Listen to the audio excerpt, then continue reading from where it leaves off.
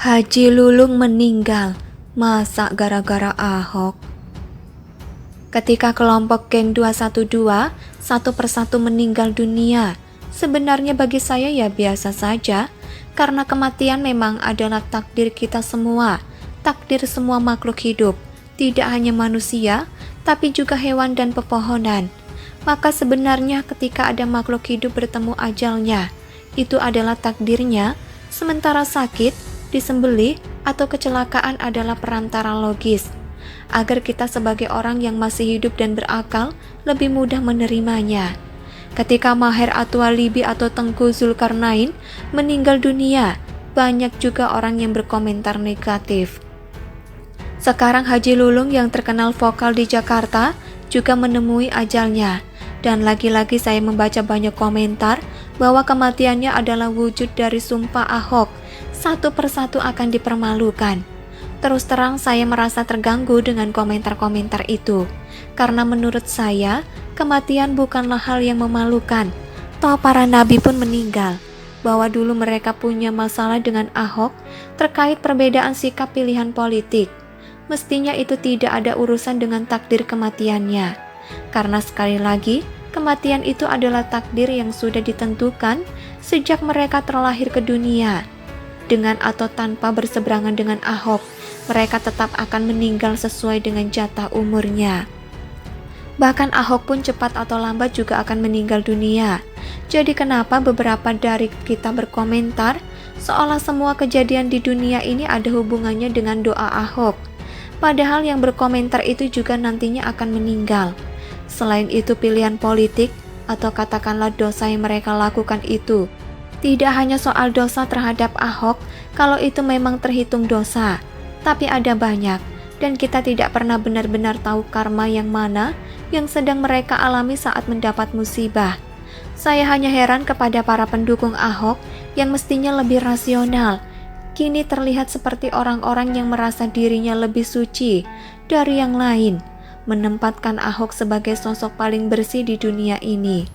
Kalian jadi seperti tak ada bedanya dengan mereka yang selama ini memuja Rizik, seolah saat Abu Janda sakit atau siapapun yang berseberangan dengan Rizik dianggap sedang mendapat hukuman dari Tuhan gara-gara Rizik.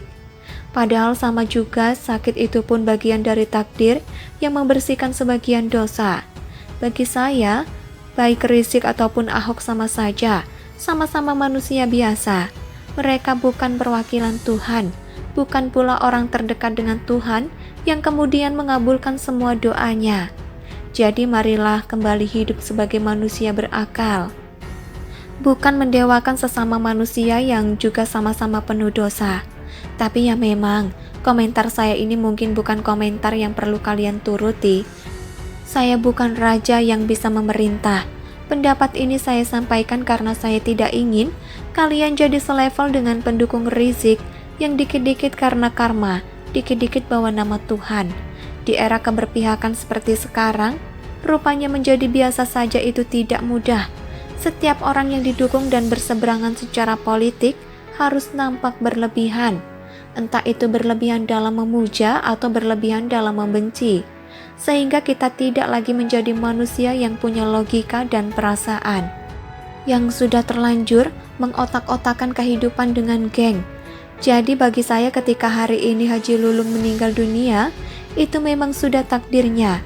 Dan bahwa Egy Sujana juga sedang sakit parah, pun itu juga bagian dari takdirnya.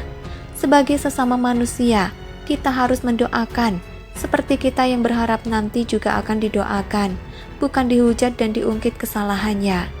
Bukankah kita masih orang Indonesia yang sama, yang berbudaya dan menjunjung tinggi adat ketimuran? Kenapa sekarang semuanya jadi seperti menjadi wakil Tuhan? Tapi sekali lagi, itu hanya pemikiran sederhana dari saya. Kalau ada orang yang tidak setuju dengan ini, silakan saja kalian meyakini apa yang sudah kalian yakini sampai sekarang. Saya doakan semoga kelak kalian tetap akan didoakan saat sakit atau meninggal, karena kalau kalian tidak didoakan, kasihan juga. Memang kadang-kadang kita marah dan berharap karma segera berlaku. Tapi jika sudah menyangkut soal nyawa dan akhir perjalanan hidup, tak bisakah kita melupakan perbedaan itu sejenak? Artikel ini ditulis oleh Alifur Rahman di steward.com. Bagaimana menurut pendapat Anda? Silakan tulis pendapat Anda di kolom komentar. Haji Lulung meninggal, masa gara-gara Ahok?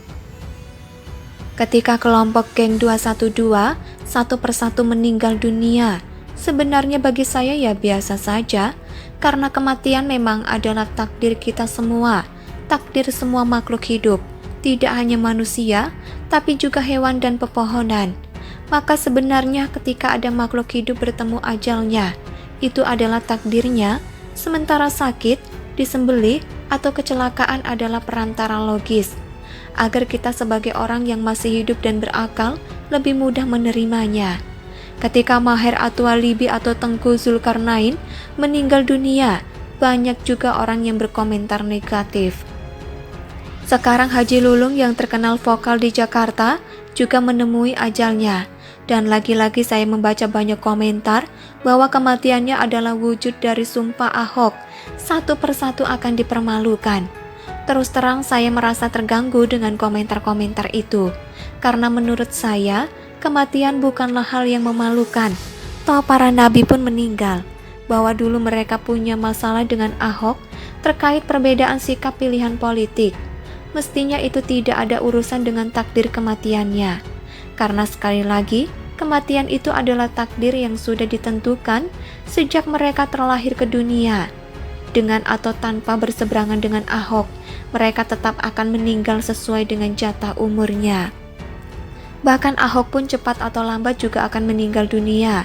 Jadi kenapa beberapa dari kita berkomentar seolah semua kejadian di dunia ini ada hubungannya dengan doa Ahok? Padahal yang berkomentar itu juga nantinya akan meninggal. Selain itu pilihan politik atau katakanlah dosa yang mereka lakukan itu tidak hanya soal dosa terhadap Ahok kalau itu memang terhitung dosa, tapi ada banyak dan kita tidak pernah benar-benar tahu karma yang mana yang sedang mereka alami saat mendapat musibah. Saya hanya heran kepada para pendukung Ahok yang mestinya lebih rasional, kini terlihat seperti orang-orang yang merasa dirinya lebih suci dari yang lain, menempatkan Ahok sebagai sosok paling bersih di dunia ini. Kalian jadi seperti tak ada bedanya dengan mereka yang selama ini memuja Rizik, seolah saat Abu Janda sakit atau siapapun yang berseberangan dengan Rizik dianggap sedang mendapat hukuman dari Tuhan gara-gara Rizik. Padahal sama juga sakit itu pun bagian dari takdir yang membersihkan sebagian dosa. Bagi saya, baik Rizik ataupun Ahok sama saja, sama-sama manusia biasa. Mereka bukan perwakilan Tuhan, bukan pula orang terdekat dengan Tuhan yang kemudian mengabulkan semua doanya.